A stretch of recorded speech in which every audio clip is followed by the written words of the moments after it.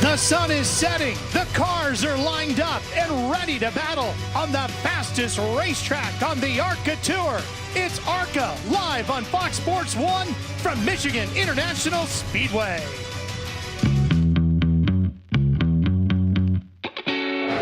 It tests you, pushes you.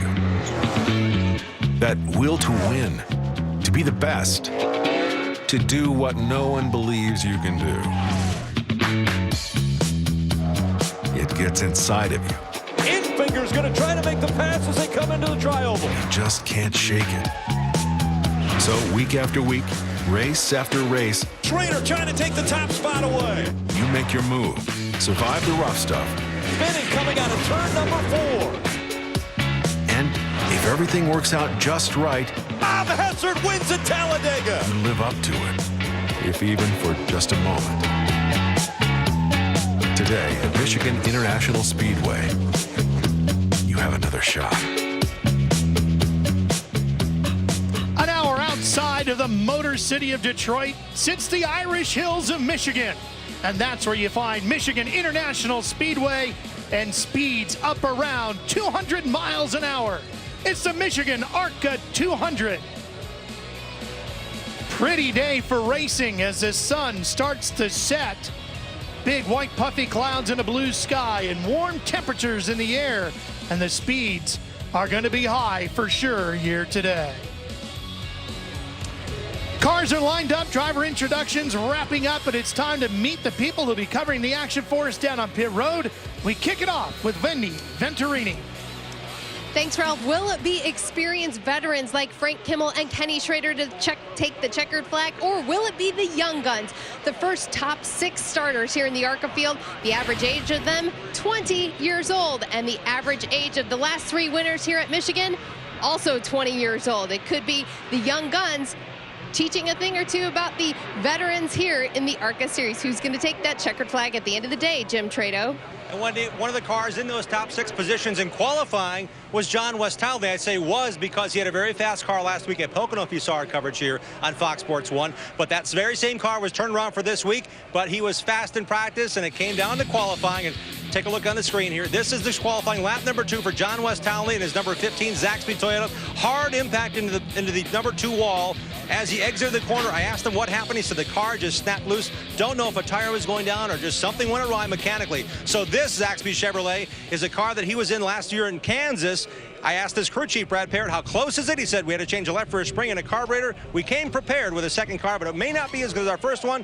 They'll go to the back and see how good it gets through the field. Guys? All right, Jim, thank you. Drivers are getting buckled in. We're getting ready to go racing. We're going to throw the green flag when we come back to Michigan. Back here in Michigan, beautiful day to go racing. Been a little windy and a little cool actually here for June temperatures. A little bit cooler today than it was yesterday, Yeah. and we saw some fast speeds yesterday in qualifying as well as in practice. We'll have to see how that wind affects the cars today too, as they're racing speeds close to 200 miles an hour around this Michigan International Speedway. Blazing fast racetrack. So Next thing to do is young man right there that's been fast all year long, yes. Ralph, Mason Mitchell. time to start the engines up. So let's head down trackside for our command to get this race underway. Race fans, it is time for those most famous words in motorsports. Here to give the command, please welcome your Grand Marshal, Louis DeAngelis. Can I go? Gentlemen, start your engines.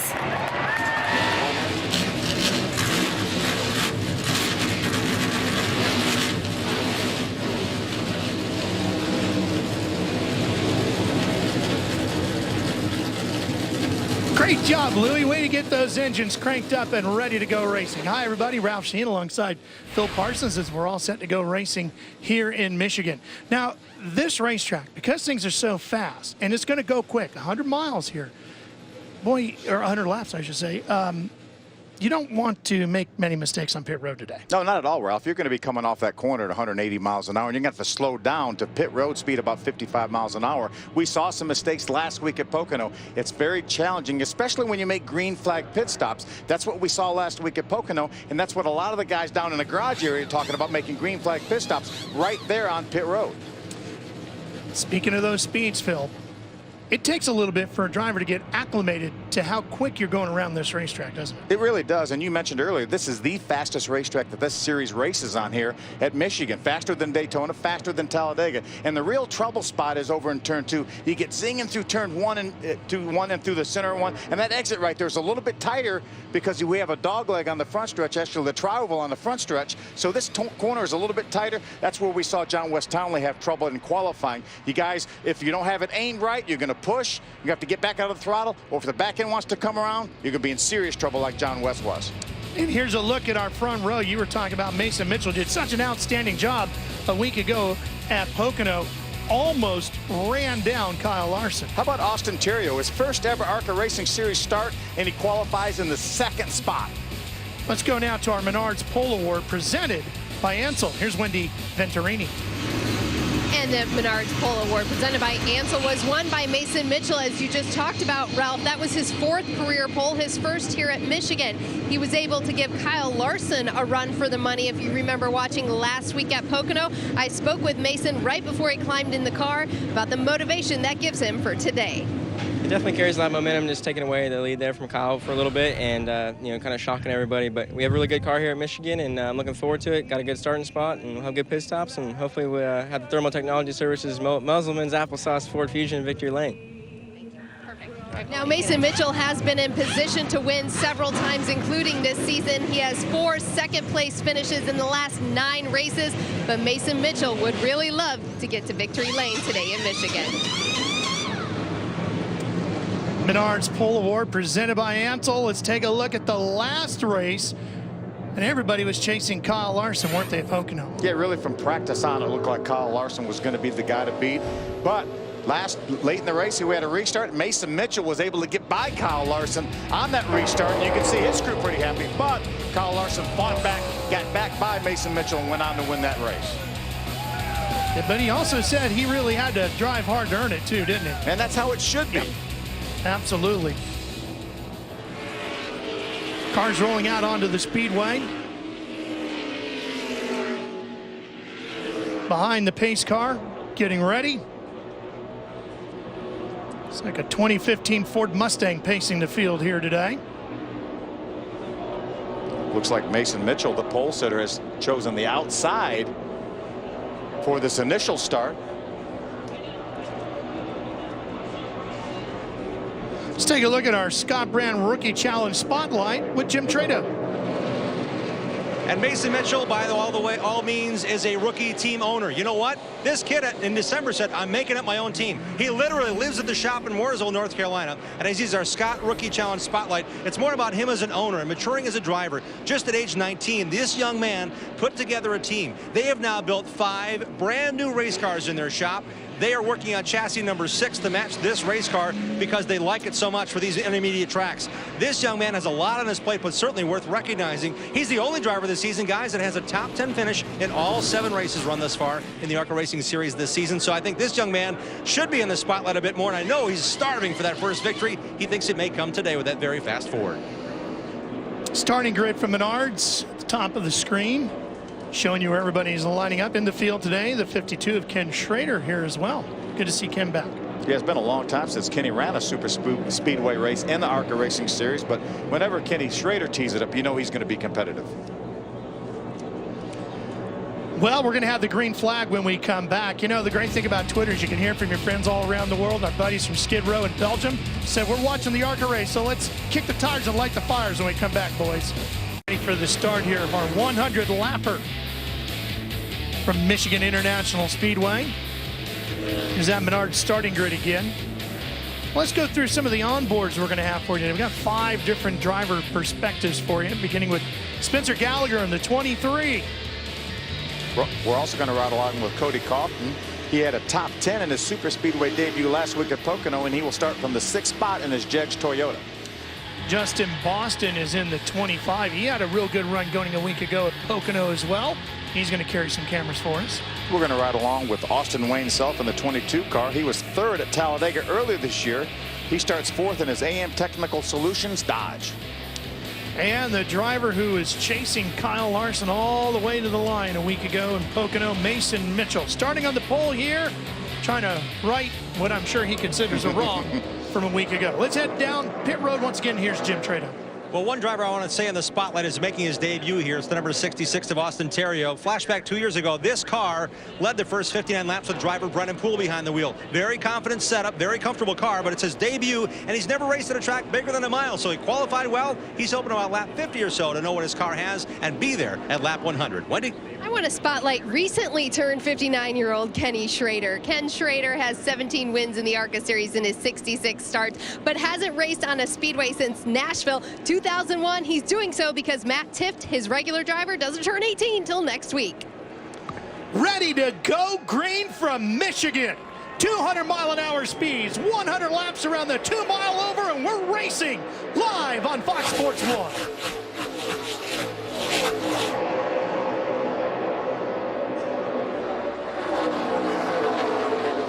Nice jump by Mason Mitchell.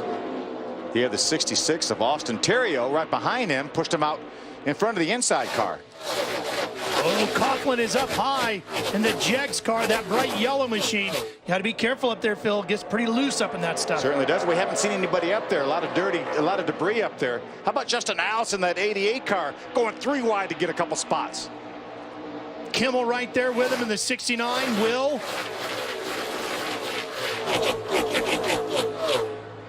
Takes you a minute to spool this car up, doesn't it, around this big oval? It really does. These cars have tapered spacers. They're putting about 680 to 700 horsepower down to the rear wheels. Way high for the 22 into the wall. Yep, right up along the wall, scraping the wall itself. See the damage, a little bit of damage to that right front fender. He definitely got in to the outside wall. He was running in the 3rd spot. See Will Kimmel, the 69, go by him. Yeah, he crinkled it for sure. Needs to keep an eye out, see if he can smell a tire rub. You don't want to cut a tire down here at these speeds. He's got a tire rub, it looks like, Ralph. You can see just a wisp of smoke, can't you? Yeah. He comes by the spotter's position right there at the start-finish line. The spotter needs to tell him, hey, bring that thing to pit road here. Too early in the race to take any chances. Too much at risk, because the next time if that tire goes, you're not going to just crinkle it, you're going to just destroy it. Ooh. Looks like he about got in the wall again on exit of 2. Now he's dealing with the after effects of the arrow with that, right? Exactly. Meanwhile, you saw Boston up here. Here's Kimmel in the 69. Allison in the 88. How about Austin Wayne Self? Now he's going to try to go down to the bottom, draft off the 88 of Justin Allison to try to get by the 69 of Will Kimmel. Now he's going to tuck back in behind. Remember, just a lap or so ago, he was running in the 3rd spot right here at this point in the racetrack. Watch him. See, he's already up out of the groove, Ralph, and there's no grip up there.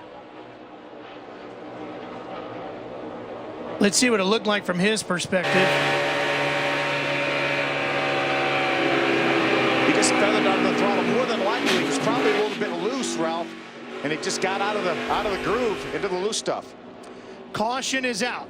Caution is out, and the 10 is slowing on the bottom of the racetrack.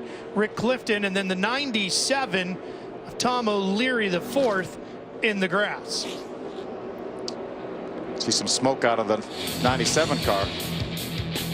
We'll straighten it all up for you when we come back to Michigan right after this. Stay with us.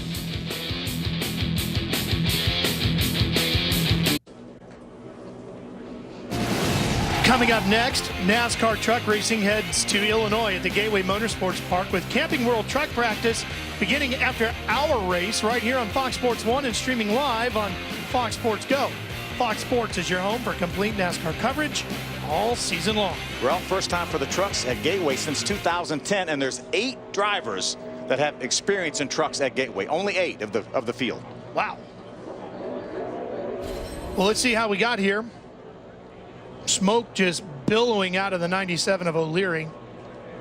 ARC officials had no choice, but you can see Actually, some oil coming out from underneath that 97 car. No choice but to throw the caution flag. Yeah, and he was running inside the top 20.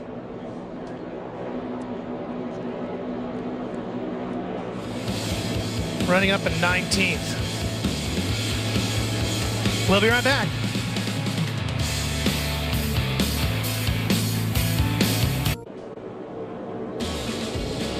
Just about cleaned up here in Michigan and ready to go racing again. You know, it's been really tough for Grant Enfinger, Phil, for the last week. These are the points coming into the weekend here at Michigan. Now, he had a 50-point lead before the weekend got started at Pocono. That got chopped to 20. Then after qualifying before the green flag here today, it was down to 5, and now he's having issues. Yeah, second time on pit road here. Look, they're just going to top it off now. Not a bad strategy. These guys can go about 50, 55 laps here. That just gets him where he can run a few laps farther than the rest of the field, because they did not top these cars off after qualifying. So they had qualifying as well as pace laps today on the out of the fuel. So now he's topped off here on lap 7.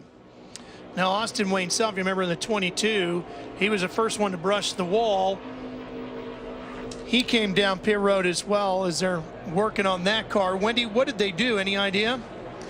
Yes, for sure. They took off that right front tire and rolled out the right front fender, pulled it out a little bit. They came down pit road twice. You notice right there is the tire that came off the right front. Because it has that shredding, Paul Andrews showed it to ARCA. Hoosier will give them another right front tire with no penalty. So an extra right front tire will go to Austin Wayne Self. Austin had reported he felt like there was a little bit of fluid on the track because the 88 got into it as well right before that caution, guys. Well, what a break for that 22 car. We said that he needed to come to pit road. I don't think he had another lap left, no. Ralph, on that car. No, that worked in his favor as we're all set to go green as the Ford Mustang pace car heads for pit lane, and the green flag is up in the air.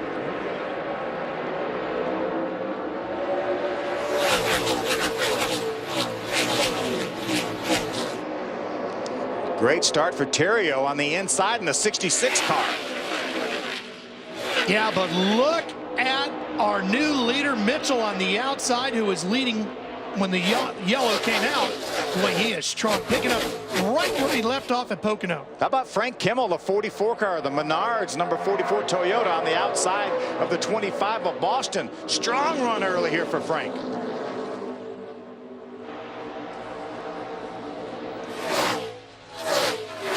Great battle here for the third spot. Frank in the 44, the 25 of Boston going way down low. Looks like Justin Allison may think about going through the middle. Now he's going to tuck behind the 25 of Boston. How about Spencer Gallagher, the 23, right lined up with Frank. And Will Kimmel coming up too in the red car. This is a good group racing here. On board with the 25's Luke Toyota for Justin Boston. Justin won earlier this year at Toledo for his first career win. He was leading this race late last year. Spun out, and his teammate Brendan Newberry went to victory lane. I'm sorry, it was not Brendan Newberry. It was Brendan Poole that went to victory lane.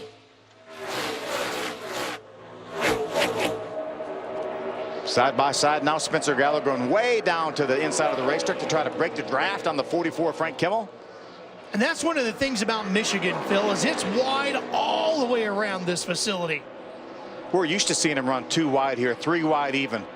See Justin Allison down on the inside here. He's going to move up the racetrack, and the 25 of Boston's going to get on his outside. How tough is it for some of these younger drivers to learn all the different lanes and how to utilize them here?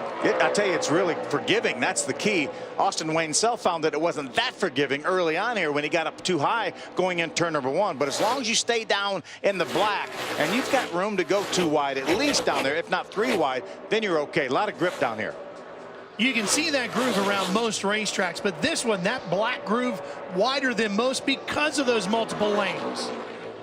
And what an amazing job they did repaving this racetrack a couple years ago. That's when the speeds really escalated up over 190 miles an hour.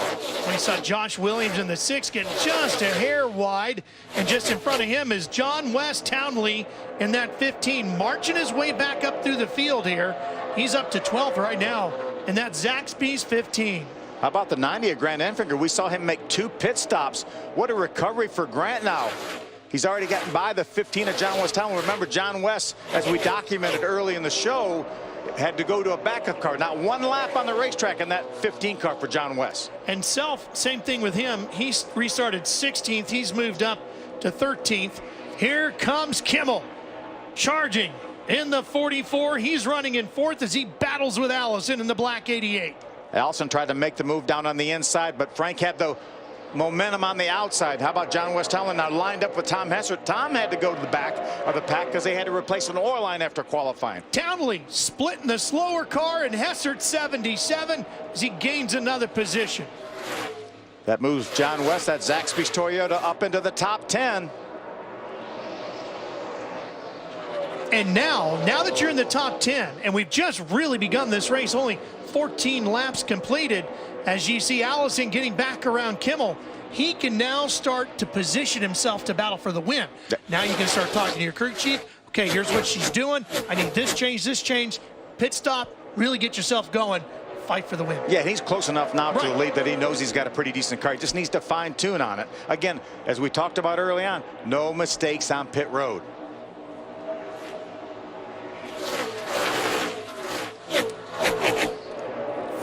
Laps completed here at Michigan, and Mitchell continues to lead. We're going to step away for a Fox Sports update. Let's head out west. Here's Cole Wright.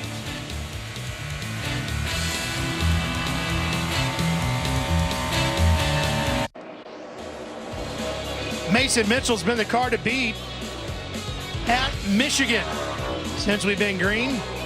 Led most of the way in the early stages of this one. The 98 hooked up. Looks like he's got a great race car here now. Almost a 4-second lead over Terrio. There's Austin Terrio, the 66 car right now running second. First ever ARCA Racing Series start. First time he's been on a racetrack over a mile in length and doing a nice job here. Fight going on here. This is for 9th. Enfinger in the 90. Townley in the 15. This race really looks like it has a green flag feel to it. We had that early caution, but I'm telling you, really impressed with the job Grant Enfinger's done, Jim, to get back up into the top 10 after a couple times on pit road. Jim. Phil, this is the very same race car that he drove last week in a very tight race car to 8th at Pocono. They made a lot of front end changes to Enfinger on this race car. They actually were fighting a loose condition a bit at the end of practice. So what they did, they came in on that first caution, made an adjustment, and they said to themselves, let's figure out the fuel. The fuel man put the can on the scale. They weighed it. They measured it. They said, you know what? If we top off before we go back out, we may have only one more stop ahead of us. So fuel strategy, playing for the point leader, who's got a slim 5-point advantage over the driver who's walking away with this one. He needs something like that to help get his momentum going again as we watch this battle here for 4th between Allison and the 88 and Boston, who you're riding with here.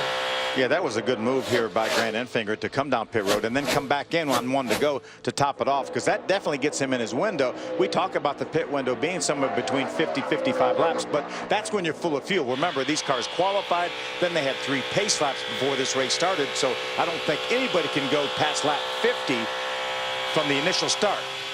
As we watch this onboard here, watch how Boston stays right in the middle of the racetrack, basically all the way around. Then Allison cuts down to the bottom and then lets her drift back up a little bit.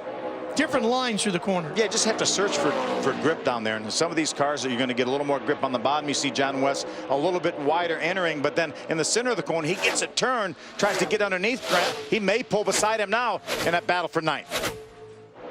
Now he's going to tuck back in behind him. Yeah, this is a different battle than we were watching there a second ago. This one is a fight for 9th. These two seem to be running more of the similar line right through the center. Townley peeking a little bit below him. Then you see Coughlin in the Jags car. He's in 8th. So Townley really marching up, almost knocking on the door of the top 5. Now you're watching 11th and 12th. This is the 22 of Self and Hessert. Oh, no, actually the 6 here of Williams. Remember, the 22 of Austin Wayne Self got into the wall early on. Caution flag came out just in the nick of time for him. He didn't have another lap on that right front tire as it was rubbing the fender. His guys beat the fenders out, put new right side tires on, and he's made his way back up just now outside the top 10. Hessert's actually right behind these two. Good run early on on for the 6 of Josh Williams. Josh had a runner-up finish last year at Chicago. That's his best career finish on a very fast 1.5 miles in Chicago. Talked about how they were closing in on Coughlin. So now 8th, 9th, and 10th, all right in a row. These two have reeled him in. Remember, last week was Cody Coughlin's first ever super speedway attempt at Pocono. Ended up with a top 10 finish. But then coming here to this fast 2-mile racetrack here at Michigan, he really has adapted well. Qualified just outside of the top 5, qualified in the 6th spot, and running well inside the top 10 right now. And an extremely different super speedway compared to Pocono a week ago. You have to drive this place a lot differently than you did last week's venue. So Tadley's on the march here, Jim. He's got the 4th fastest car on the racetrack, but that doesn't make up for no track time in this car. He started the race with radio issues. He didn't leave pit road till very late. Right now, John West Townley radioed in, I'm able to close on these guys, but I think we're down on horsepower compared to the other cars. So Townley trying to gather up here to get a run, but he doesn't know if he has enough to pass that car just ahead of him. Not a track where you want to be down on horsepower. Aero can help. Utilizing the draft can help, I assume. It certainly can. And this, he may not be down on horsepower. This may be a little draggier body than what he had here. We know how good that Toyota was, his primary car, because again, it won this race with Brennan Poole last year. And this is the motor that was in the backup car. But it could have a little bit more drag on, a little more downforce, which he may like later on in a run, that extra downforce, if that's the case. You want to catch this guy? You better have brought your A motor with you, because he is zipping around this racetrack. Mason Mitchell, he's been the man so far. Quarter of the way through Michigan ARCA 200.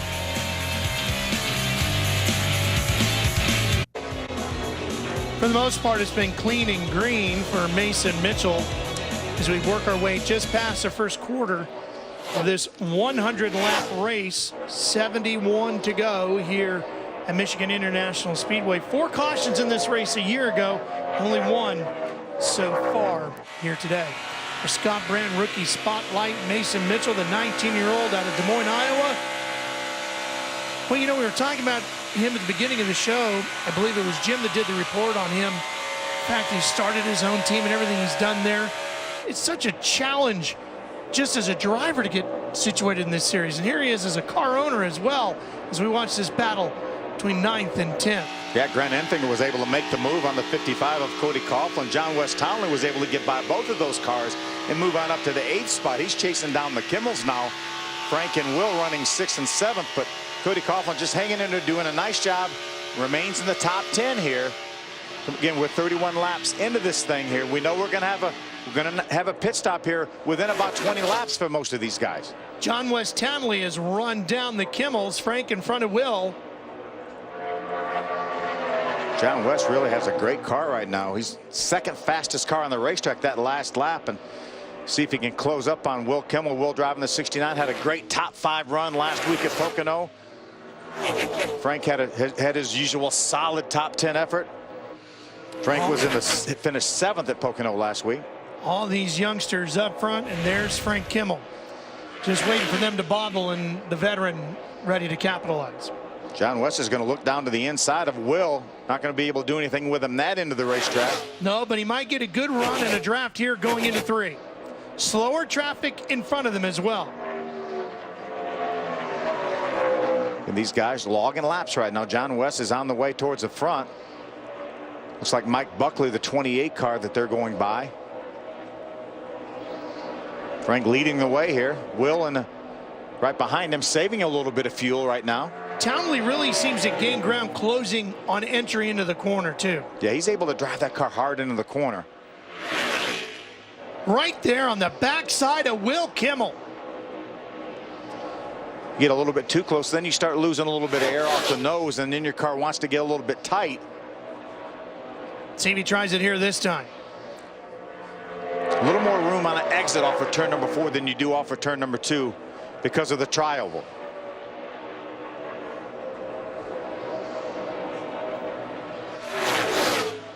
There's Ken Schrader in the Federated 52, and look who's caught him.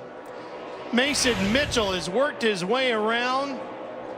He's behind the 13th place car now, Schrader.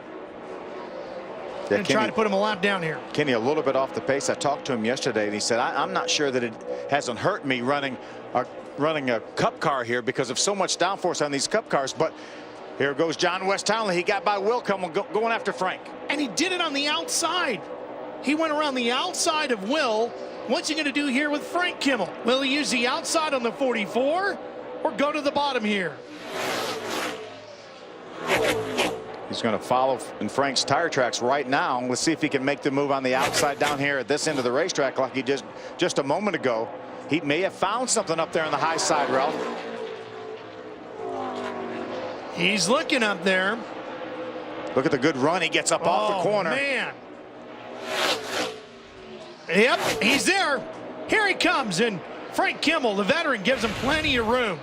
Frank could feel that he was there, and he knew that he wasn't in his mirror anymore. Will's going to try to use that same move to the outside to get by Frank. He's going to be able to do it. Move John West all the way up to the 6th spot from last. And he's not sure about his motor. He's got plenty of power. So does this guy, Mason Mitchell, continuing to lead. Over 260 laps led by Mason Mitchell without a win. Could come here today.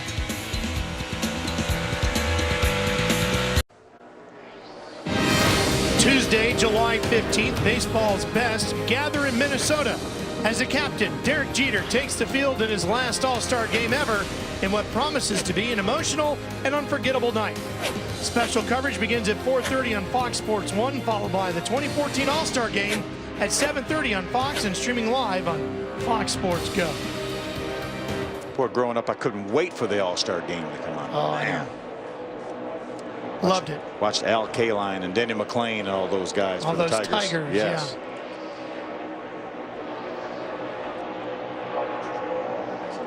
It's still Mason Mitchell leading here, looking for that first career victory, and it could come here today. Saw Justin Allison a little bit timid when he drove around the 2 car of Tommy Prater. No sense taking any chances here. We have a long way to go, Ralph. That's Gallagher. He's running in 3rd in the 23. Top 5 average age, Phil, 22 years old. Incredible. Look at the last lap speed. Oh, 180.5 miles an hour the last lap for Spencer Gallagher. Wendy, one thing I know for sure, the average age of the booth, not 22 years old. And I will not disclose my age. I'm just kidding. For Spencer Gallagher, he's been watching, believe it or not, the 88 of Justin Allison behind him, watching his line in the mirror. He said that 88 is coming off the turn a lot better and a lot smoother. Communication with their spotter up atop here at Michigan International Speedway, so they are planning some adjustments. We know we are probably within a few laps away from green flag pit stops. Talked to some of the spotters earlier today as they came down off the roof. It was really windy and cool up there, and as the sun continues to set, it might be really tough on the spotters here today. Yeah, without a doubt. Now, it looks like I'm looking at the flags out here, and it looks like the wind has died down a little bit, because I was down on pit road earlier during some nationwide practice that you were covering here on Fox Sports 1, and it was really windy. It doesn't look to be as bad right now, but it is blowing down towards turn number 1. And so it really zings those. There's those flags right there, the American and the Canadian flags. Really zings those cars down in turn 1. Yeah, those flags are right on pit road, right behind Victory Lane. So that'll give you an idea of how the wind is blowing here. Gusting up around 24 miles an hour, the wind, as we watch Allison here. Justin's caught one off a great top 5 run, his first top 5 in his ARCA Racing Series career last week at Pocono. He had his best career finish prior to that at Toledo, the previous race that he ran, so he's bettered his best career finish in his last 2 races. And he's chasing down the 23 of Spencer Gallagher right now. That makes this a battle for 3rd. Allison looking inside. He's going to go all the way down to the bottom. Short way around is going to give him the advantage, too. He's going to get the position. His car is really good down on the bottom, down in 1 and 2. We saw him make a pass earlier. I believe it was on Frank Kimmel down there on the bottom of the racetrack in 1 and 2. Move him up to 3rd. And he's already gapping Gallagher a little bit. He was right down to that white line, Phil. Yeah, he was the fastest car on the racetrack that last lap. Spencer's coming to pit road. Yes, he is. We're closing in on the halfway point. Green flag pit stops. So how difficult it was for him to get from 180 miles an hour down to 55 here. Wendy. As Justin Allison passed Spencer Gallagher, Spencer said the car is getting worse and worse. They decided to come down pit road. It's been really tight in the center of 1 to 2. He's had to work too much to get it what he wants it to do. Jim? John West Talladega, we mentioned about that horsepower. They're also watching the water gauge as he comes down pit road on number 15 Zaxby's Toyota. Small adjustment they'll make on the car with the tire pressure. 4 tires going on, 4 Hoosier radials, Sunoco fuel as well. They haven't talked much about the air temp, but it is certainly cooling off here on pit road. You see the tape not being adjusted whatsoever. They started with a lot of tape on the nose of this Camry. 4 tires now, the left side's going on. Talladaga's Camry here under green. Gallagher's crew had lost a tire, but they gathered it back up. Here comes Boston in the 25 and Will Kimmel in the 69. Justin Boston running in the top 5 as he came to pit road here. Jim. Well, it's been a tight condition run for Justin Boston. Since the start of the race, he said, my car's tight. His crew chief said, let the race come to you. The crew chief won this race a year ago, Kevin Reed, with the driver of Brennan Poole. Well, Poole's the spotter for this team this year. They're talking their young driver as the car's rolling forward slightly. Boston will go 4 tires. The engine is off in the 25. Wendy? 4 tires for Will Kimmel. He gave up his 8th place position coming down pit road on lap 46. Right behind him will be Frank Kimmel opting to pit down pit road. Now Frank Kimmel has been a little bit tight. He had worked his way up to the 6th position after starting 8th here at Michigan International Speedway. Frank Kimmel comes to a stop, and it's going to be 4 tires and a slight adjustment in the right rear for Frank Kimmel. Then we talked about no mistakes on pit road. Boston's crew did. Yeah. They also had a problem on the rear of the car. They could not get the rear tire off, as well as probably being out of gas. Well, let's see what happens with Mason Mitchell. It's been a smooth day so far for the 98. Will he have a smooth pit stop? He's in, Jim. Not so surprising. No changes is the call here. The crew very happy with the race car for without any reason the fastest car on the track throughout this first green flag run. Mason, however, has talked about the lap cars, and maybe he said maybe these ARCA officials can work with these teams and get the drivers out of the way. That's what a happy driver says when he's got a race lead, right? 4 tires for Mason Mitchell, the race leader in the 98. No changes on that car. How about the 25 still at the end of pit road, Ralph? And Jim, he's right in front of our leader who just gets around him. That could have been the problem for him. Yeah, they will not allow the teams to push those cars past. They exit a pit road there. He got as far as he could go. And as you mentioned, the 98 of Mitchell had to drive around him on exit. Mitchell had a lead of just under 4 seconds over Tirio when he pitted. We'll see how things cycle around. So Boston, boy, things really going bad for the 25. And these, while pit stops are going on, there's the 55 of Cody Coughlin, teammate to the 25. Yeah, and Boston was in 5th when all that happened. Here's a 48 who struggles to get into his pit stall. He's not even close to his pit stall. Half his car still in Cody Coughlin's pit. That's Brad Smith, and Coughlin is underway. And Boston still sits there. That's the 18 of Bill Catania driving around him. Now Allison is on pit road in the 88. Here he comes, Jim. He's making his way to you. And he's going to have to come in nice and wide because Justin Boston's car is the pit behind him, and that car is now going on the jack stand. Allison, that 3rd generation racer now, brings the HavocalSales.com Ford in. They weren't going to do a whole lot of changes. They actually thought they could go at least 1 more lap under caution, or under the green, excuse me. But they elected to bring him in 1 lap earlier than planned.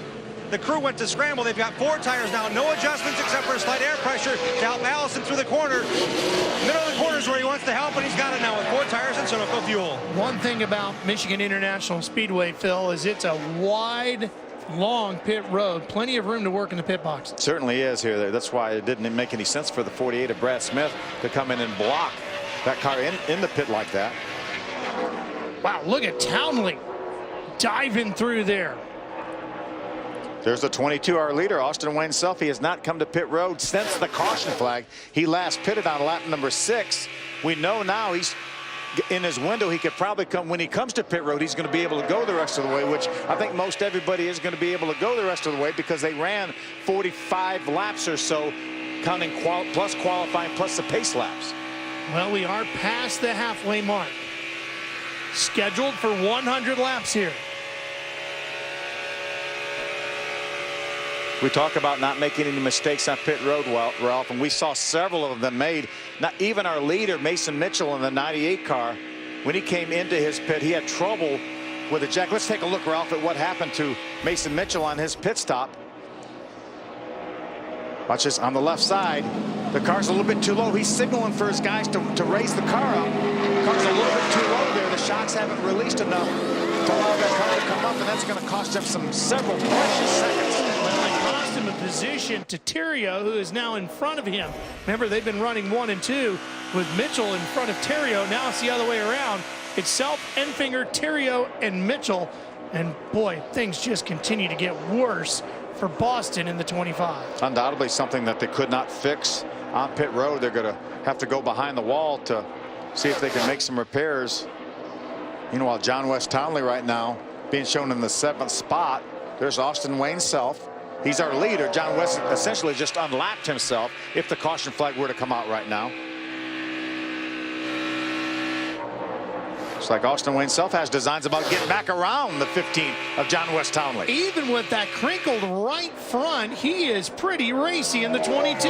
And he's not been to pit road since lap number 6. Fast car for Austin Wayne Self. Remember, when he brushed the wall, he was running 3rd. He had a good race car.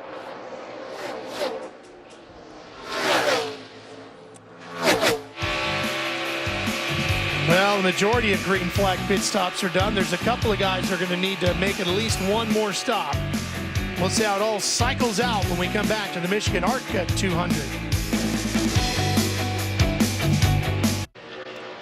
Austin Wayne Self has come to pit road in the 22.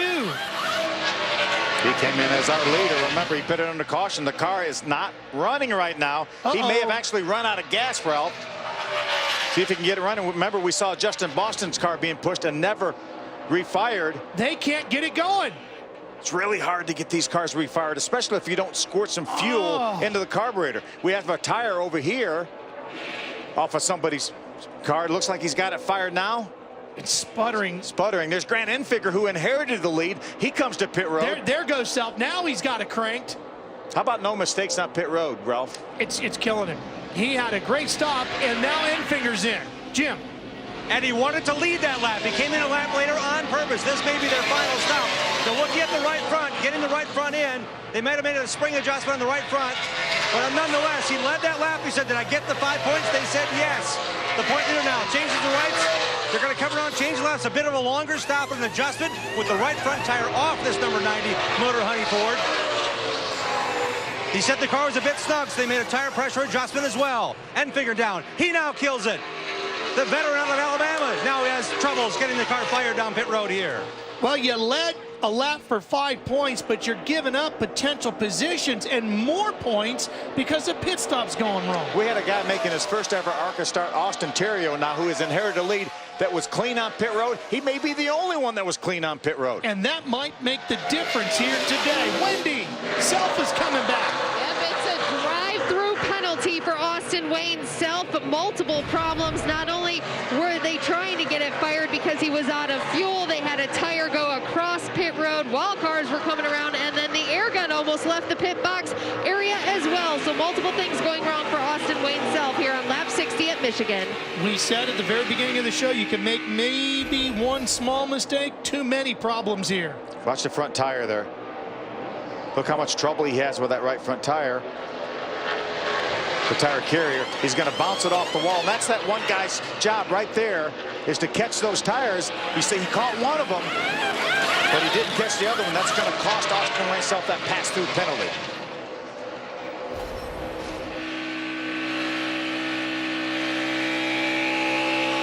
Back out on the racetrack is Austin Wayne Self, and right now he's showing in 13th.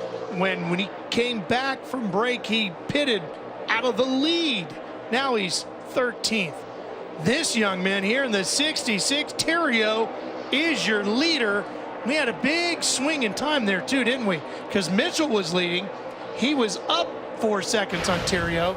By the time the pit stops were over, he is now down 2 seconds to Terrio. Yeah, he's closed it up, Ralph. He was actually 4 seconds behind after the pit stops. He's closed it up now to within 2 seconds. So he's on the move. What a great job by Austin Terrio and his entire team to get that car on pit road, not have any mistakes, and really do a nice job and got him the lead. There's the 98 right there. Mason Mitchell, tired of playing second fiddle to the winner. He wants one. He's run a flawless race, but they were not flawless on pit road here. And that's why he finds himself about 2 seconds behind the 66 of Terrio. Fight for 8th place. Ken Schrader is in it in the 52, battling with Coughlin. But how important this is right now, both these guys are 1 lap down. So if the caution flag were to come out, right now Cody Coughlin would get the free pass. That's what Kenny Schrader right now is racing for, to try to get by the 55 to be in position for that free pass should the caution flag come out. Look at Schrader through the center of the corner. That federated car looks great right through the center of the corner. A lot of speed through there for the 52 of Ken Schrader. See if Kenny can drive down to turn number 1 here, get in front of that 55 car. Yep. He's got it. So the Jags entry slips back 1. Cody Coughlin will tuck in behind Ken Schrader. Right now, Frank Kimmel being shown in the 7th spot is 36.5 seconds behind Austin Terrio. So he's only about 3 seconds in front of Austin Terrio on the racetrack. He would be the next car to go a lap down. Right now, Kenny Schrader needs a caution flag. And look at our leader. That's that white car you see right behind those 3. He's caught up in traffic, which means Mitchell and that black car right behind him is going to have a great opportunity to close that gap. And here he comes. He's going for the high side. Look how much he gained there. He gained about 15, 20 car lengths. Slings it to the bottom, and here he comes for the lead. Going to drive right on by. Got him just like that. He gained 2 seconds in about 2 laps time. And he's going to make it even worse because he's going to maybe put a couple of cars between him if Terrio can't get to the bottom behind him. One of the cars are going around his end finger in the 90. And that would put Grant Enfinger 2 laps down because of all his problems on pit road. Those 5 points for leading the lap just vaporized. He may lose 20 points in finishing positions to get that 5 points for leading. Ooh, look at Mason Mitchell. He couldn't get past Enfinger the way he wanted, so he had to tuck up behind him. That allows Austin Terrio to pull right back up on the rear bumper of Mason Mitchell. See if Terrio can get all the way to the bottom here, Phil. He's going to have a little bit of momentum here, especially if those 2 cars stay side by side. Might have been an opportunity to make it 3 wide, but no sense taking any chances here. Enfinger right there in front of him. Mitchell was able to get to the bottom and then let that car run up the racetrack. Grant Enfinger did not want to get passed by the 98 of Mitchell because, again, that puts him 2 laps down. No chance of getting a free pass. Mitchell was able to utilize the bottom. It looks to me like Terrio can't get all the way down to that white line, and that's an advantage for Mason Mitchell. Running at a Michigan race record speed of over 161 miles an hour. Tomorrow, it's a full day of Major League Baseball action, beginning with the Twins taking on Miguel Cabrera and the Tigers on Fox Sports 1. Then it's Baseball Night in America on Fox as Mike Trout and the Angels take on the Braves. The Nationals battle the Cardinals or Reds Brewers. Our MLB doubleheader begins tomorrow at 4 p.m. Eastern. Fox Sports 1. It continues 7 p.m. Eastern on Fox and streaming live on Fox Sports Go. You know what, the Tigers, it was a first career complete game for Scherzer, wasn't it? Yes, it was. 179th career start as he shut out the Twins last night. First complete game. You stole that from me. You yes, knew I had did. that. You knew I had that. I know. The guys in the truck set you up. Yeah, that's all right. That's all right. I'm just glad we got. What are your friends glad for? we got the win. That's all. Yes. Yes.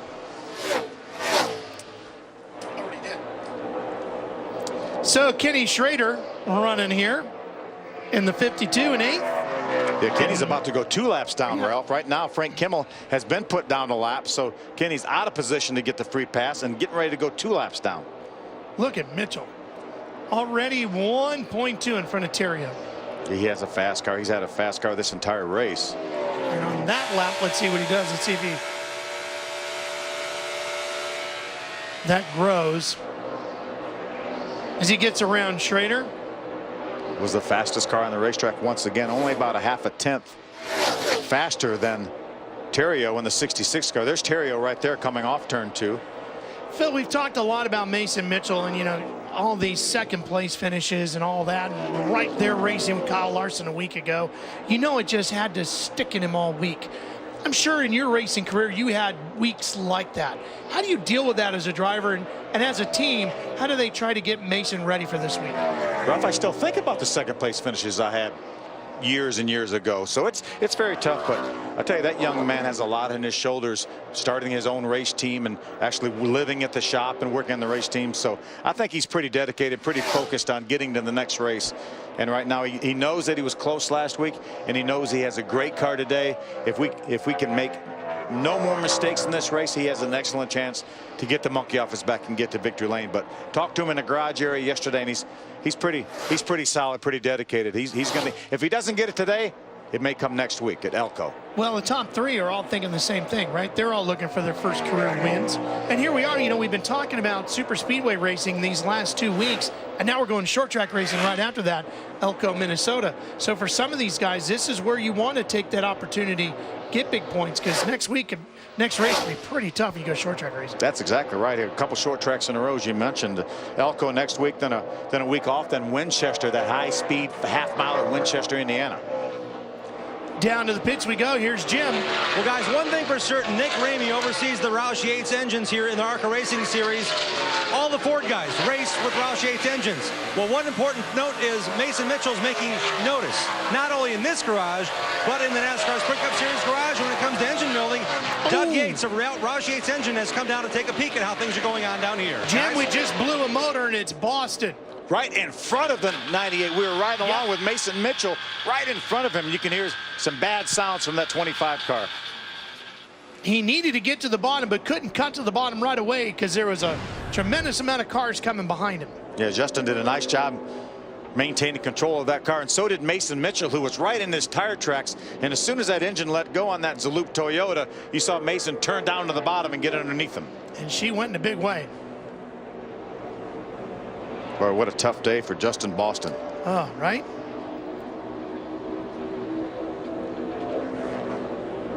Well, so much for the lead Yeah. that Mason Mitchell had opened up over Austin Terrio. Again, we're not done with potential of making mistakes on pit road, Ralph. Well, I was going to ask you about that. You got 24 to go here. What do you do? I think you come in, absolutely come in and put tires on. Mason Mitchell pit on lap number 47 with qualifying with the pace laps. We think he can probably make it to the end. The caution lap's going to help that, but why not put some new Hoosiers on this car and know he's got enough fuel in case we get a green-white checker. Remember, we could have multiple green-white checkers here in the ARCA Racing Series. You almost have to, don't you? I think so. Let's watch what happened just in front of our leader. There it goes. And it goes in a big way. Fortunately, he was just enough favoring the inside there that he was able to turn that car hard. And we have so few cars on the lead lap. You come in the pits right now, and the worst you're going to restart is 6th. Nothing to lose by coming down pit road. We had done 68 consecutive green flag laps, and Frank Kimmel will get the free pass. And that's the view Mason Mitchell had when the 25 engine let go for Justin Boston.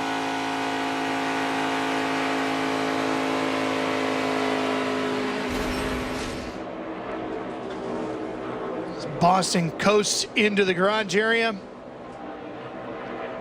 Frustrating day finally coming to an end for him. Pit road is open. We'll see what the lead lap cars do.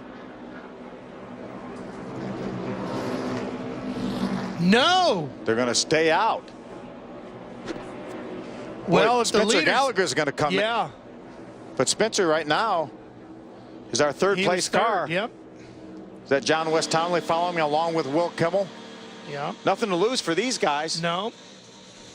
You got to be smooth. Watching the pit stop for Gallagher. Wendy. Yep, strategy for Spencer Gallagher, giving up his third place position. 4 tires. Spencer said when he lifts off the gas and gets back on, he wanted to go up the racetrack and then slowly went tight. That's why they're making the adjustments. Jim? Tear off. They're actually adding tape to the 15 nose of John West Townley, pitting from the top 5. No tires, just fuel. Track bar up 1 round as well on Townley's 15. Looks like they might have taken a rubber out of the back right rear of Spencer Gallagher's car. But interesting strategy here for John West Townley. Remember, the worst these guys are going to restart are 4th, 5th, and 6th. And we're going to have someone with fresh tires. But yeah. I really don't know why the 15 of John West Townley didn't go ahead and put some fresh tires on. Maybe didn't want to run that risk of a potential bad pit stop. Very possibly. But again, 6 was going to be the worst he was going to restart. Yeah. Well, that exploding motor is what brought us to a caution. Our second of the day. We'll be back.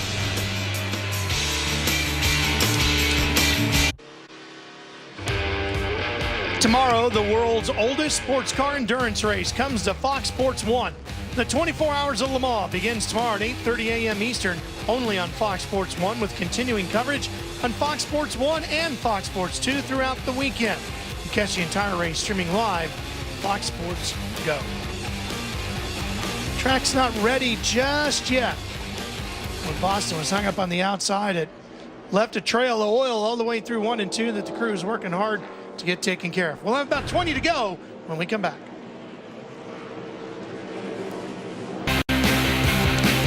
Tomorrow, live coverage from here in Michigan continues with Sprint Cup practice and Sprint Cup final practice. Coverage beginning at 9:30 a.m. Eastern on Fox Sports 2, streaming live on Fox Sports Go. Fox Sports is your home for complete NASCAR coverage all season long. How about the speeds here of these Cup cars, huh? Wow. But 204 and a half for the pole? Unbelievable. And might as well leave it on Fox Sports 1. We're going to have a great truck race tomorrow night from Gateway. First time since 2010. Yeah. Le Mans all day. What a great day for racing. Well, we're going to have trucks from Gateway after us tonight. Yes, absolutely. Michael and Rick and Ray and Hermie will be there. And I won't. You won't? Be there? No. I'm going. You're going there, tomorrow, but I won't be there tonight. Yes. Okay. Yes. Jim? Well, Ralph, one thing to know about these leaders are very concerned about fuel. Right now they said, hey, we pitted on lap 48. Crew chief Matt Weber for our race leader, Mason Mitchell, said, put that car in 4th gear and do as much as you can to save as much fuel as you can. When you need to use the gas pedal, do it, but keep the car in 4th to save fuel. Also checking in the Austin Terrios pit. He said, the crew chief is Billy Venturini today, by the way. He said if the crew filled the car with fuel, we're okay. But we did pit on lap 48, so do as much as you can, Austin, to save fuel. Now, Austin's never raced on a track bigger than a mile, so this is all new to him as he prepares for his second and third starts in the NASCAR Nationwide Series with Junior Motorsports. So Austin's learning a lot here. He said to me before the race, if it holds true, I want to see what the car has towards the end of the race. I just want to get in position, so this may be his go time, if you will, in that 66 machine. Don't see anybody turning the motor off and coasting. Yeah, like I was thinking the same thing, Ralph. It'd be a good time to do that here with this 2-mile racetrack, and you can do a lot of coasting around here, save a lot of fuel. Again, most of these caution laps are certainly going to help. You don't use near the fuel during the caution laps. It's almost a 2-to-1 ratio. You can run 2 caution laps for every green flag lap, so that may be enough to get them in the window. And they're exactly right. Leave that thing in 4th gear so you turn as few RPMs as you can as well. But I'm like, yeah, I think I'd be turning the engine off every now and then. Leave the car in gear. That one right there is coasting for Spencer Gallagher. But Spencer was one of the guys that came down pit road, so really no need for him to save fuel. Jim, how about Coughlin in the 55? Well, what they did is because the young driver had not had a lot of track time. Keep in mind, Cody Coughlin made his super speedway debut last week at Pocono. Never been on a track that big, but they had an all-day practice on Wednesday.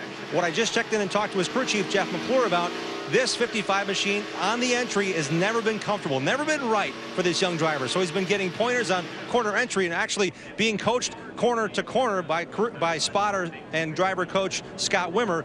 But again, Cody Coughlin getting comfortable here. He said it's a whole different animal. This track is different than Pocono. They didn't get enough track time, and Jeff McClure reaffirmed me. He said it's the same story from before the race. We have to get this young man comfortable on corner entry into turns 1 and 3. They put on 4 tires under this caution to try to get that car to where they like it. And I imagine 4 new tires might make that car feel pretty good for Cody Coughlin here at Michigan. There is absolutely nothing about Michigan that is similar to Pocono. No, not even a little bit.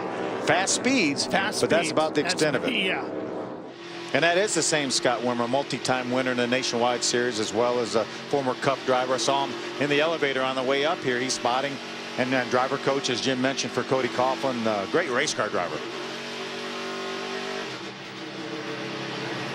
Well, it looked like the lights are out on the Ford Mustang pace car.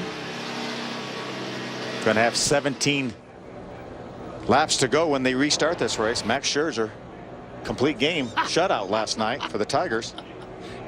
Couldn't steal it from you twice. Start 179.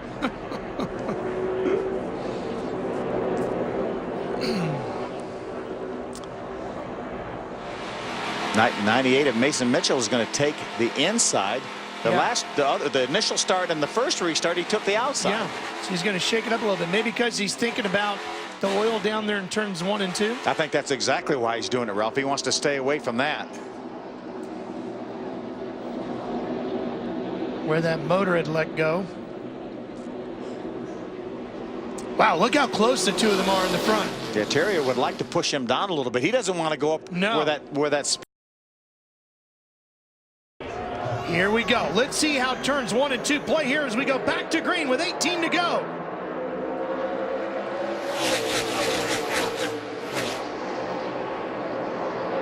Looked like Terrio wanted to get down to the inside in behind Mitchell, but he's just going to drive it in there hard. He had no choice, did he?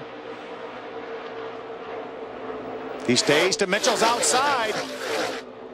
They're side by side, bumping and banging down the backstretch of Michigan, and Terrio forces his way into the lead. I think they made some contact. You can see a tire mark right in front of the left rear tire on that 66 car. Now let's see if that does anything to our tire rub. Terrio taking the lead. Could Mitchell be relegated to second place finish again as we go 3 wide behind him? That's a battle for fourth. John West Townley, the 15 car, the 23 of Spencer Gallagher. And Enfinger in the 90 on the bottom. John West way up the racetrack. Great racing here in the closing stages in Michigan. Self in the 22 with Gallagher in the 23. Self is a lap down right now, actually 2 laps down, but racing the 23 of Gallagher.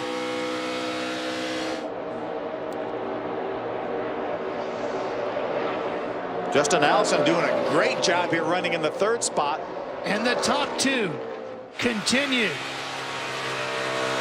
Nose to tail here with 15 to go. Terrio in the lead. Boy, they're running some fast laps, some of the fastest laps we've seen this entire race. Just a little bit off what the pole was earlier today. John West able to get by Gallagher to take over the 4th spot. There you see the leaders coming off of 4.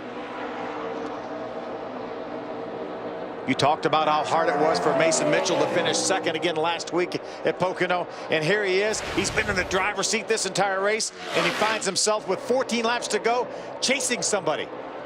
This will be a crushing defeat if he's forced to finish second again. Last week at Pocono, he didn't get the lead till near the end. Battled hard. Here he's dominated the day. Came out of after his green flag pit stop 4 seconds behind Austin Terrio. He was able to chase him down and open up a 2-second lead before the caution flag came out. And don't forget, these guys are on the older tires too, aren't they, Phil? They certainly They're doing are. a good job. Nobody's chasing them down. Yeah, they're faster right now than the cars that did come to pit road and put tires on. Slower car in front of him. No problem there. Austin Terrio ran within a 1/2 of a second of his qualifying time from earlier today, that last lap. Townley in that 15 is actually in 4th. That's a battle in front of him with the 90 of Enfinger, the 22 of Self for the 8th position. Enfinger can't afford to give up any more points. Townley to the bottom. He's going to try to get around them both. Hasn't been able to clear him. Self tucks up behind Enfinger. John West Townley needs to get by these two cars. He finds himself a couple seconds behind the third place car. Austin Self goes high yet again. Yep, and that cost him, because not only did Townley get around him, but so did Gallagher, and Self, who was battling with Enfinger, now has this huge gap to fill. And two cars in between them. You hear the 23 of Gallagher having to play with a throttle over there. That car is not driving like he needs it right now. And Self's going to move to the bottom. Townley wants to catch Allison, who's up in third. But first, he's got to dispose of Enfinger. Tries to get down to the bottom, not able to do it that time, but he hangs in there on the bottom. Here comes Self back as he closes in on Gallagher. John West Townley able to get by the 90 of Enfinger. Again, that is not for position. Nor is Gallagher here fighting with Self, because Gallagher is actually in fifth behind Townley. But you got to clear these guys to go catch the guy you really want to race. Absolutely. John West now is clear of that traffic. He can see if he can chase down Justin Allison. Right now, 3 seconds behind the third place running Justin Allison.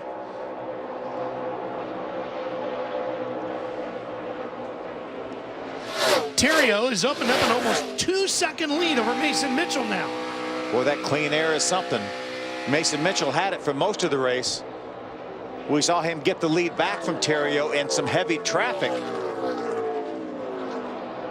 Wendy, what's the story on the 23? Well, for Spencer Gallagher on that restart, the front end just started going away on Spencer. That was the communication back from Spencer to the team. The car just going away in these final laps. Gallagher currently in fifth. Boy, Terrio and Mitchell really running some fast laps each and every lap since the restart. Been fast laps, and obviously Terrio faster. Almost a 2-second lead now over Mitchell. He said the front end starting to go away on him. Let's see if that car's pushing up the racetrack at all. A little bit there, huh, Phil? Yeah, he can adjust that a little bit by backing up the corner, backing off a little bit earlier. Let that car take a set, get it turned, then get back in the throttle. Here's Townley running in fourth. He's about 4 seconds behind Allison. Here's Ken Schrader in the 52 on the bottom there. The federated car. Schrader battling with Coughlin over 11th in the Jegs machine. Tom Hessert, the 77, right behind them. He's also in this mix here in that battle for 11th.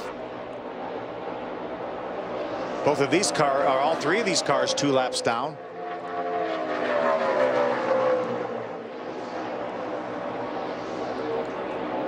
Hessert's Care Guard 77 right up on the back bumper of Coughlin.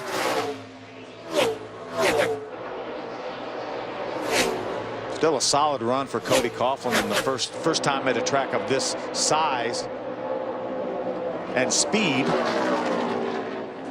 Less than 10 to go, and as you can see in our scoreboard at the top of the screen, Terrio almost 2.5 seconds now over Mitchell. Right now, Mason Mitchell has to hope for a caution flag. Here comes Hessert. Got him. Good hard move by Tom Hessert driving down in the corner. Jim Terrio on his way to victory. And I just checked with crew chief Philly Venturini, and I said, how close are you on fuel? His first finger and thumb did not have space between them. They're very, very concerned. As fast as that 66 Kinetic Toyota's running, they're worried they have enough fuel to the finish. Mason Mitchell has not said anything on the radio as far as why his car is not keeping pace. It may be the clean air issue where he just can't get enough air to what he needs across that nose, but with this distance now, you think he closed again. Not the case. Mitchell has said nothing on the radio, nor has his crew chief signaled they're worried about anything. He just is not as fast as the 66 right now. Yeah, something's going to happen, Ralph. Have to happen for Mitchell to have a shot at either a fuel issue for Terrio or a caution flag, because he now is over 3 seconds behind.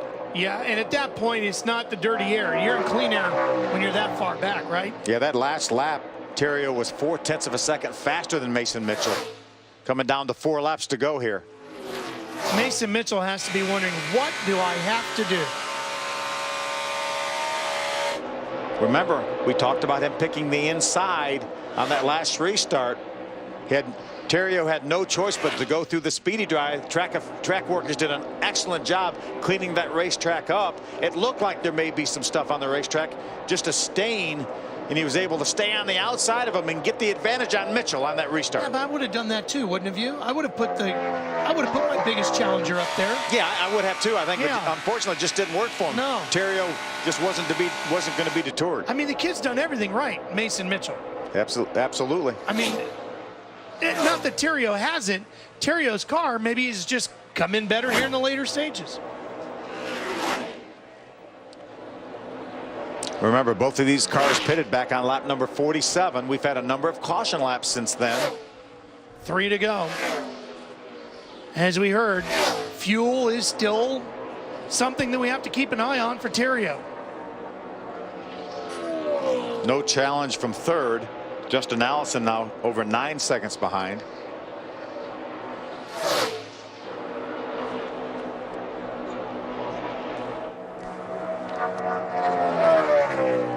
Remember, he ran 47 laps plus qualifying plus pace laps. So with all the caution laps we had, Ralph, for that blown engine by Justin Boston, that should be enough to get him to the end.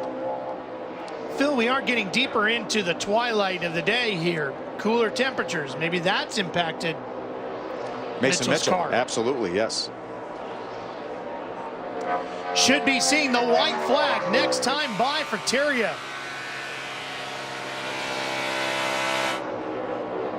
Here it comes. White flag for Terrio. Austin Terrio in his first ARCA start. He's running select races this year.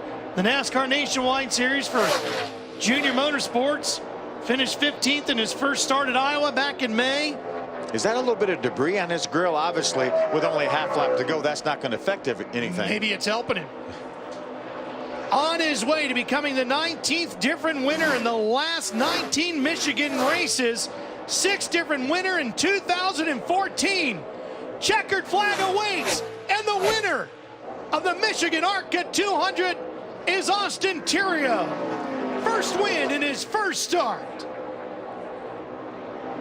How about this battle for 8th here? Austin Wayne Self all over the back of Grant Enfinger. Enfinger needs every point he can get, and he'll get the points for finishing 8th. Good battle there. Austin Wayne Self early on got into the outside wall, but take nothing away from this young man here, Austin Terrio. The last ARCA driver to win in his series debut is Alex Bowman at Madison in 2011. It's now Austin Terrio here at Michigan in 2014. And I'll say it again, Mason Mitchell's got to be saying, what have I got to do? Exactly. It's going to be his 5th second place finish in his last 10 races. Well, it's Austin Terrio today, Jim. Indeed, and the crew chief and the guy who runs the operation in that shop every day in Concord, North Carolina is Billy Venturini. Coming out of that role of a general manager overseeing things, you said, hey, I got to get to be a crew chief again. And you told me before the race, this is the setup you wanted. It certainly paid off. Yeah, I got to be honest, we felt really confident with this car this week. And it took Austin a little bit to find his groove. And at the end of the race, we ran the fastest laps anyone ran all week. He put a whooping on him there at the end. Great race car driver, great job. I think everyone that supports our team, Zaloop, Zaxby's, Jags, everyone for all the help they give us. And you know, it was really awesome to win a race, and I'm about ready to go back to retirement. If I come out and do this another 3 months from now, that'd be fun. You only race here once a year, but Venturini Motorsports now, since 2010, has 3 victories, including last year and now this year. What do you say about that? What is it about this track that sits what you guys have in that shop? I'm trying to figure out how we lost a 1. I'm kidding. No, this really fits our setup here. Pocono, the intermediates have been really strong for us. We finally got our short track program over the last year really good, but the intermediates has been our bread and butter for a long time, and just great day for Venturini Motorsports. I'm proud of my whole team, all the crew chiefs that helped on this. Everyone helped the 4th car here. I mean, this was a throw together one deal, but everyone helped me, and I left the shop at midnight just before we loaded up, and it was kind of fun. It's kind of good to get dirty again. It was fun. They got hard at it, and right after Pocono, they worked all day Monday, Tuesday, and got here, and now are going to Victory Lane for Venturini Motorsports. Good day for them and a great day for Austin Theriault as he picks up his first career ARCA win. We'll be right back to hear from the winner after this.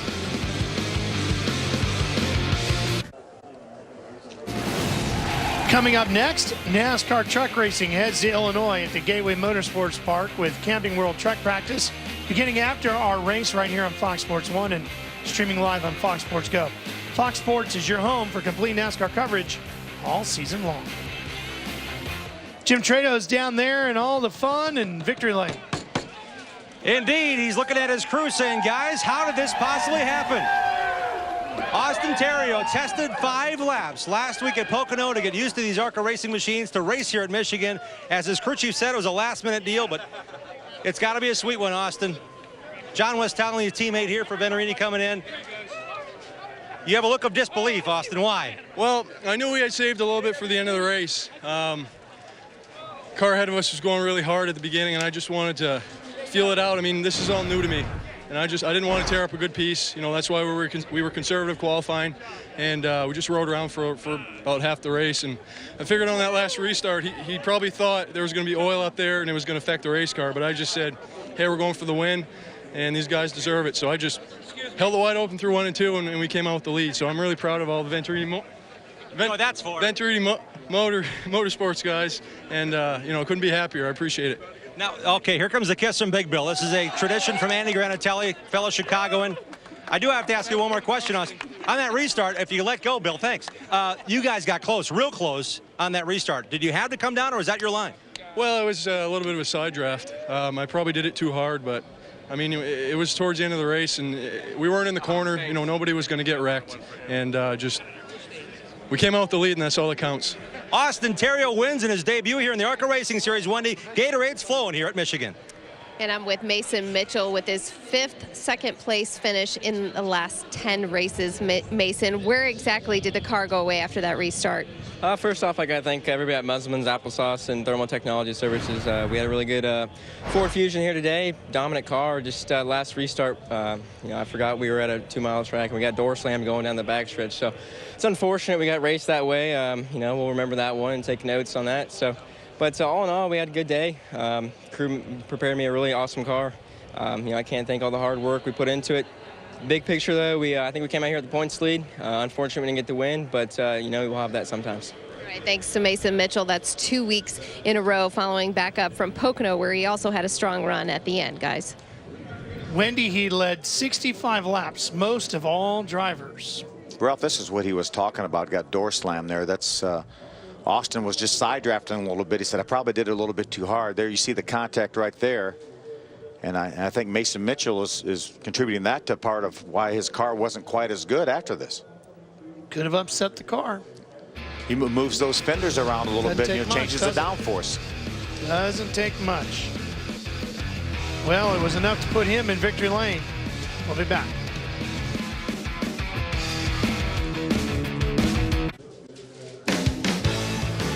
.892 miles per hour was the average speed for today's race.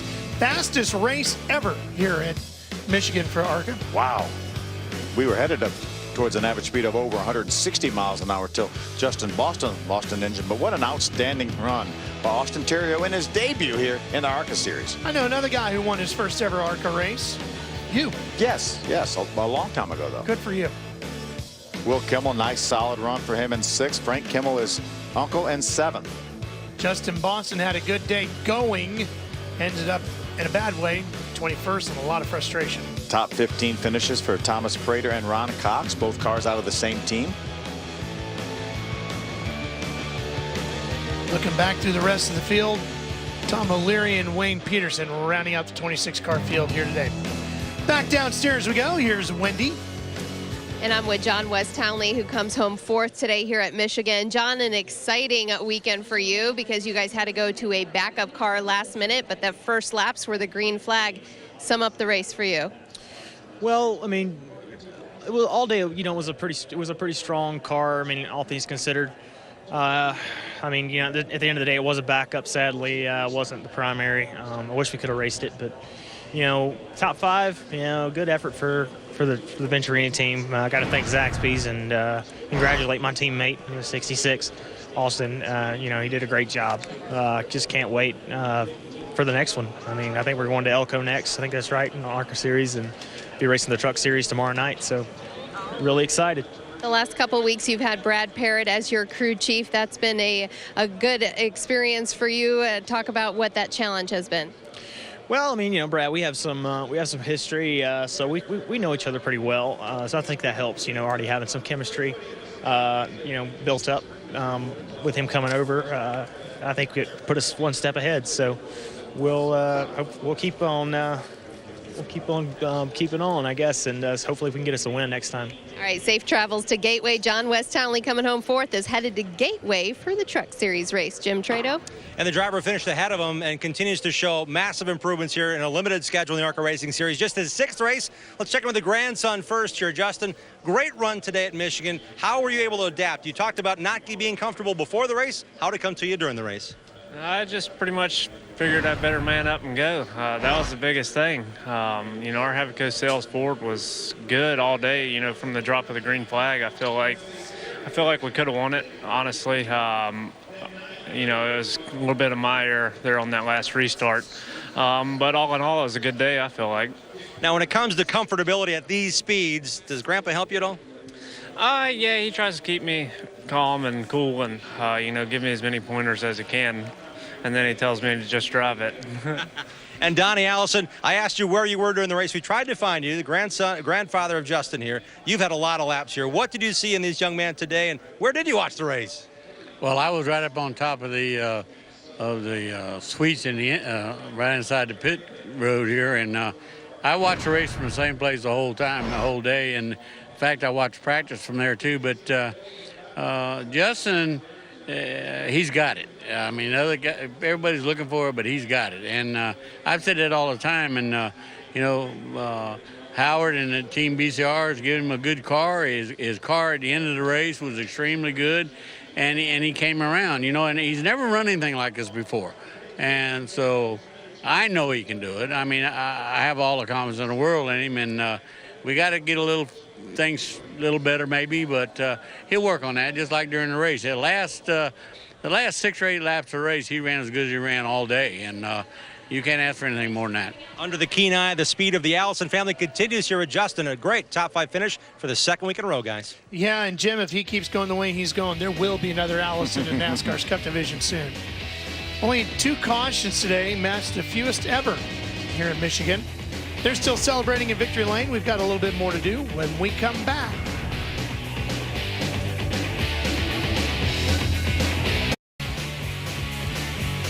Victory Lane winding down. Let's show you how Terrio got there. Let's go back and take a look at the highlights from today's race. Michigan ARCA 200. Early on, Austin himself gets high. About lap number 2, gets into the outside wall. Gonna have a pretty massive tire up there. Fortunately got a caution flag right here when the 97 of Tom O'Leary loses an engine. First caution of only 2 today. We said pit road, you couldn't have any mistakes. A lot of guys did. All sorts of problems. Tires running away. Cars not being able to get the jack underneath them like Mason Mitchell's right here. That cost him the lead. Justin Boston stalled his car. Was not able to refire. Brad Smith pulled in front of Cody Coughlin. Grant Enfinger's not able to get the right front tire off. Problems there. Just about almost everybody had problems on pit road on this green flag pit stop. Second caution was because of Boston losing his engine right in front of the leader, Mason Mitchell, at the time. Mason Mitchell had dominated this race, lost the lead on his pit stop. He lost it to that young man right there in the 66. This is the restart. Right after the restart, trying to side draft, they make contact. Ontario takes the lead and will not relinquish it. Wins his first ever ARCA race and his first ever ARCA start. And Mitchell says he'll remember the rub down the back straightaway. Here's Wendy with more.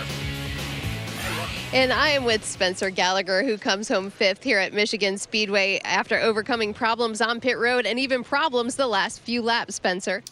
Yeah, that was a pretty interesting race for our GMS racing team. But, you know, at the end of the day, we got our Legion Travel Chevy home in P5. And frankly, we were running the top 3, so I'm just a little disappointed in myself that I wasn't able to get it up further. But late in the run, we had a small issue. And I got to find out that they don't go so fast when they're running on 6 cylinders for the last 10 laps. So, hey, you know, considering that what could have been, I'll take this as a result. Now, what are you able to do to move on throughout the rest of the year and gather a good points day, even though the engine was starting to go south? Well, the biggest thing I was doing through the last 10 laps or so, just to preserve this thing, I was clutching it and actually shutting it down in the center of the corner. I would fire it and hit it out. But as far as the rest of the year goes, we're going to be going on to our next ARCA race at Elko. So I'm really looking forward to that. We were actually really good there last year. So look forward to hitting up that tiny little place and seeing what we can do. And we look forward to those guys hitting Elko Speedway. Jim Trado. And a driver who was coming into this race with high hopes with a lot of changes on the race car. He finished 8th with last week at Pocono. The car was tight. Today you had a condition early on. You guys said, let's make a change. How did that alter your strategy, Enfinger, when you guys came to pitting way early in the race? You know, that was a little bit of pit strategy by our crew chief, Kelly Kopsky. So we knew we had to do something a little bit different, but we made a lot of gains from last week. I know the finish is the same, but the car is a lot better. So a little disappointed. We had this race circled. Our owners, Howard and Paula Bixman, are from the Michigan area. K-Site Motor Honey, Stanley Industries, Franklin Fasteners, all those guys are from right here in Michigan. So hoping to have a little bit better finish for them, but happy we did make some gains. We just we made a few mistakes too. So we'll regroup and we'll make this better. So pretty excited about going to Elko next week. Tight point battle. Did that change your strategy coming in, knowing how well Mason qualified? And it was a 5-point lead at the drop of the green. You know, I don't think it changed our strategy. We knew overall to win the race, we had to be on a little bit different strategy. So, you know, just kind of is what it is. I don't think it really hurt us. We just we made some other mistakes we got to correct. So we'll regroup, and like I said, we'll go get them at Elko. That's Grant Enfinger finishing 8th here today. They'll be in Elko June 21st, and here's what the points are going to look like when they get there. Mitchell moves up one. He's got 30 points up on Grant Enfinger, and Kimmel hanging in there. Remember, Grant Enfinger won the first 3 races of the year, so this is the first time anybody other than Grant Enfinger has been up in the point lead. But John West Townley is going to make up a little ground on Grant Enfinger as well as Frank Kimmel. All right, we're going to come right back here to Michigan. A little bit more to show you before we're all done.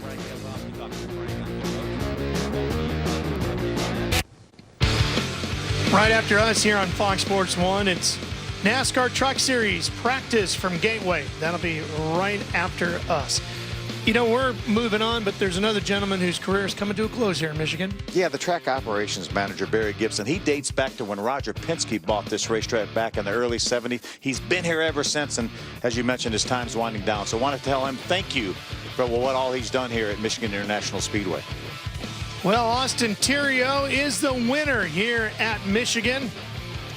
Twilight Racing wrapping up. Kimmel talking things over. Brad Keselowski, as they maybe give him a tip or two about what to expect on Sunday. A good run again for Frank Kimmel. Solid in the top 10 and moving up that point ladder. Well, it was a fun day at a Twilight race here at Michigan. This series will move on next to Elko, Minnesota, June 21st. If you're in the area, come on out and check out the races. 2-mile high-speed racetrack, 3/8 bull ring at Elko. For Wendy Venturini, Jim Trado, Phil Parsons, I'm Ralph Sheen. That'll close out our day here. It's been a good one at Michigan International Speedway. Hope you've enjoyed all the action. So Michigan ARCA 200 comes to a close, and Austin Theriault in his first ever ARCA race takes the win. We head now to Gateway for NASCAR track practice. Here's Rick Allen. I do have to ask you one more question.